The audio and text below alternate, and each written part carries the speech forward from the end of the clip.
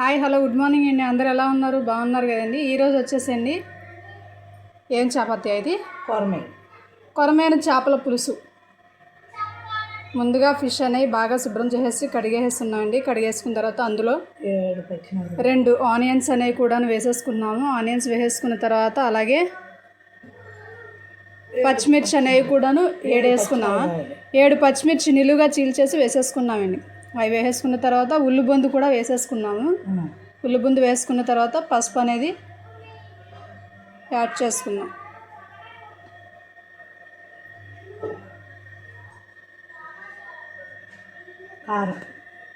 అలాగే కారం కూడా వేసేసుకుందాం.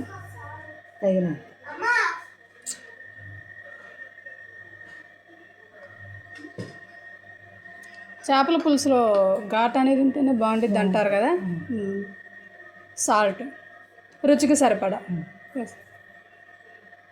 సాల్ట్ అనేది కూడా రుచికి సరిపడండి. మీరు ఎంతవరకు అయితే తింటారో అంతవరకే.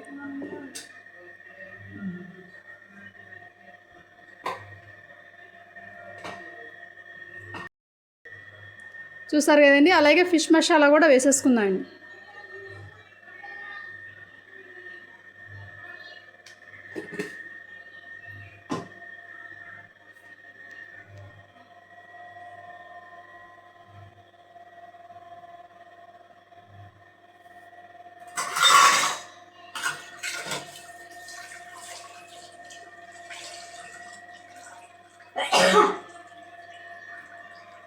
కలుపుకుందాం.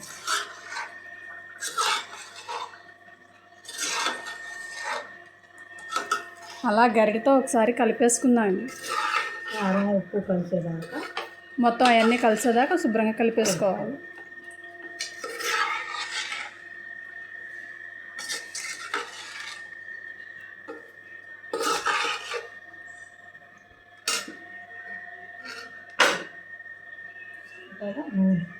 నూనె చేపల కూరలోకి ఎక్కువే కావాలి.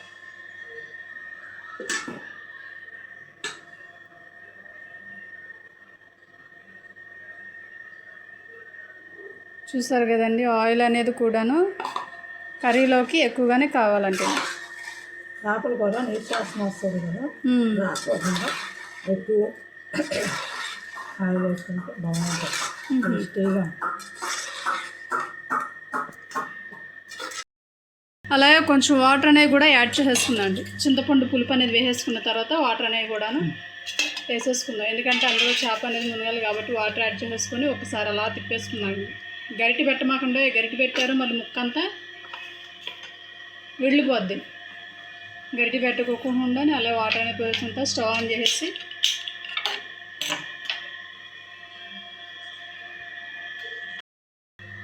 మూత పెట్టి ఓ 15 మినిట్స్ అనేది ఉడకనిద్దాం బాగా. చూసారు కదండి. కర్రీ అనేది సగం ఉడికింది. సగం ఉడుకుతూ ఉండగానే మనం అల్లం వెల్లుల్లి పేస్ట్ అనేది కూడా వేసేసుకోవాలండి. వేసేసుకొని మూత పెట్టుకోవాలి. కాస్త తిప్పి ఒకసారి అలా పైనే తిప్పుకోవాలండి. మళ్ళీ లోపల అంతా తిప్పితే ముక్క అనేది విడిపోద్ది కాబట్టి పైనే తిప్పుకోవాలి. అగో చూడండి ఎలా తిప్పుతుందో. ఓకే. అబ్బా కుతకుతలు ఆడుతుంది కదా. గుమగుమలాడే కొరమేను చేపల పులుసు రెడీ. కొత్తిమీర వేస్తాం లాస్ట్ ఫైనల్ టచ్అప్.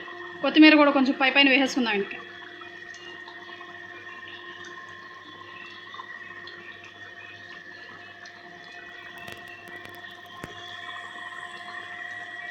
చూసారు కదండి. వీడియో మీకు నచ్చినట్లయితే లైక్ చేయండి, షేర్ చేయండి, కామెంట్ చేయండి. అలాగే సబ్స్క్రైబ్ చేసుకోవడం మాత్రం మర్చిపోమాకండి.